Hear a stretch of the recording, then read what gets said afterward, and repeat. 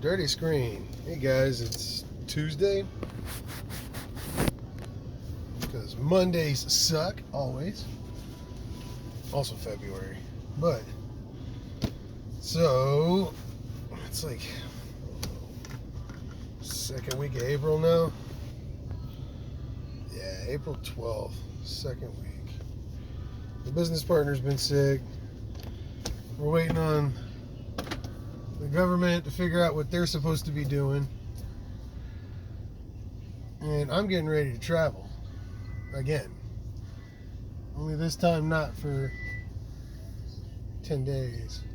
So, because of that, we got to get our vehicles ready. And since we built a Subaru Forester with my girlfriend, we can either sell it or just park it as we go travel. I think I'd like to sell it. It's sweet. I mean, it's basically new, except for the engine itself. And we're going to go ahead and take it to the body shop and do an alignment check and see if maybe the control arm bushings or motor mount is loose. It makes a clunk when you go back left, right. They'll do it once every other time. But I don't know if it's subframe mounts or lower control arm mounts or what. I'm interested to find out. We're going to drop that off. But we just got the Sequoia back from Bayside Body and Frame in Webster. I've been using them since early 2000s. And they have provided nothing but stellar results every single time. One of my favorite things about their painter, his name is Chris, is he doesn't care how long it's going to take. He wants the job to be what it is. He wants it to be perfect. So you brought in a nice car, he wants to give you a nice car. If it takes him another day or two, it doesn't matter. He's going to keep doing it. He doesn't care. And sometimes that irritates the owner, but the owner always gets a perfect result. So they're never too upset. They just get delayed. And his boss is awesome. He's a matter-of-fact kind of guy, Mr. Raymond. He's the one who runs the joint. I was laughing because 10 years ago, let me take that back. 2006. This is 22, so what, 16 years ago? 16 years ago, I was convinced by all the parts companies to go ahead and open up a shop. I was running a place down on Highway 3 because the original office manager was using company funds to buy his baseball cards, baseball bats, shirts, hats, stupid stuff. And when he got all of his stuff, he took off. And then we were left holding customers' keys with no parts and not getting a paycheck. So I wound up running the place until the owner got back from Las Vegas, which took like 2 weeks. That's weird because we drove there in like 20 hours. And parts stores, because I was paying them off in that time instead of holding the funds, I was paying all the parts houses off. They got a hold of a guy who had PSI Motorsports. Patrick, that guy, he's the one who tunes all the cars that come out of Hennessy's bay doors. Excellent tuner, excellent builder, excellent human being, great guy, great mind. Well, they tell him that I need a building. Oh my goodness, look at that. So the person who's using that building, he's right in front of me right now. That's Ali Riza Fatahi. I hired this man. He didn't speak any English. Taught him how to do the whole thing. We started a company. And he managed to get hooked on drugs, get paranoid, and then lie to get me out of it. Called the police and told them I was selling drugs to children. And then, oh, he's pulling over. That is Ali Riza, everybody. Yeah. And then told the landlord I had left the country and was not coming back. So, okay, you want the building that bad, you can have it. But I got the building. The guy calls me and he goes, so I hear you need your shop. And I'm like, yeah, but I ain't got no money. He was like, why don't you come down here and meet me? Well, Patrick had just left that building and got his own building.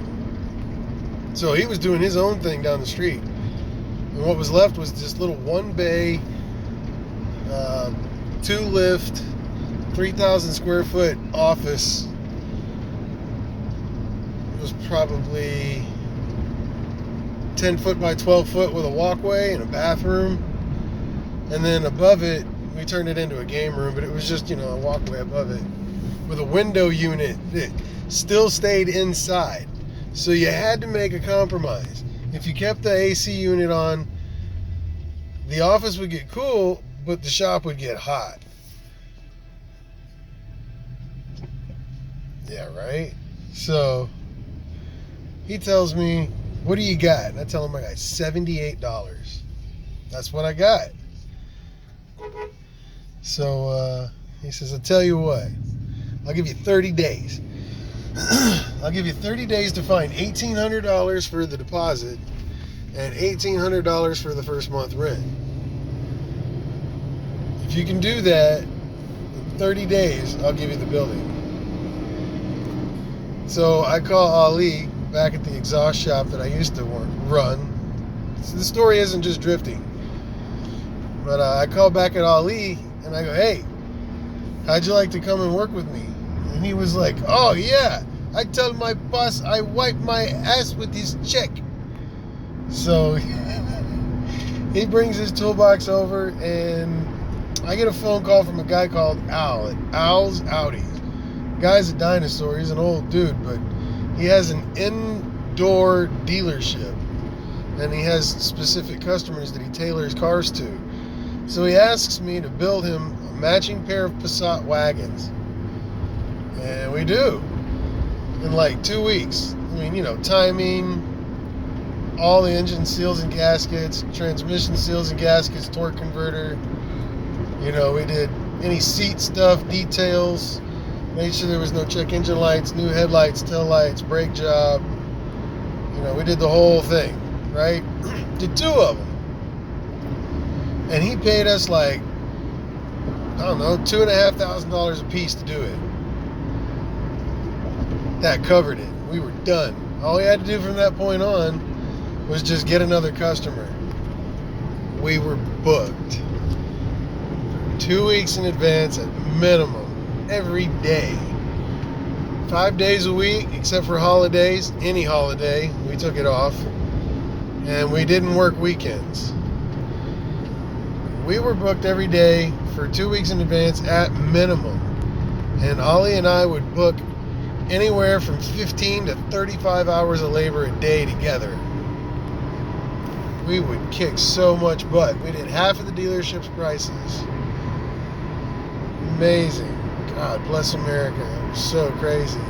Dealership tried to sue me 4 times. I lost 4 times. It was defamation of character. I wasn't trying to steal customers. You don't have to steal customers from a dealership. You just have to be honest. They're yours. That's it. It's plain and simple. That's probably why I'm in this position that I'm in now.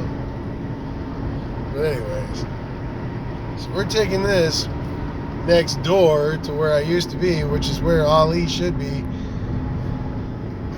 And we're going to go ahead and drop off the Forester, see what's wrong with it, and begin working on this Sequoia. Ew. Somebody tried to show off. Either way, so yeah, we're going to go ahead and get this thing ready for overlanding. I'm excited.